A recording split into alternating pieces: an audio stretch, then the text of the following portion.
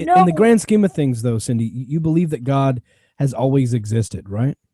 Yes, I do. And he will always continue to exist. So if we imagine a timeline where we are standing in the middle, because that is present day, right, and trillions and trillions of years to our left is eternity in the left direction, and yeah, I got your point. all the way to the right. And if he's always going to exist, then what's the big deal? I mean, essentially, yeah. And I've joked before and said, I hear that he gave his only begotten son, and a lot of people get very emotional. I've seen preachers cry, and I don't mean to seem calloused, but when you're talking about trillions and trillions of years in one direction and trillions of years in another direction, and he's always going to exist, and God knew before he created us that we were going to do this, and he knew that this was going to be his plan, and he created us anyway, all according to his own will.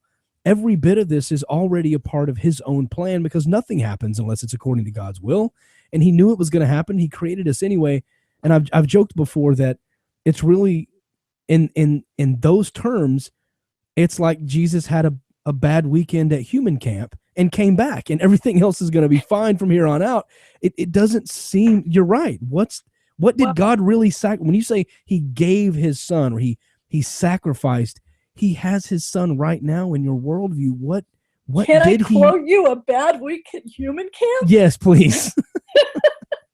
He went to human camp and it was a really bad weekend, and now he's back home with daddy. I don't understand what's so bad about that. That's part of you not being God, David. You can't understand. I can't even begin to understand. But I will tell you that the same logic that you're using there will make you say, well, how can God allow suffering? How can God allow, the Abraham to almost sacrifice his son? How can God do this? It's because heaven is so awesome, right?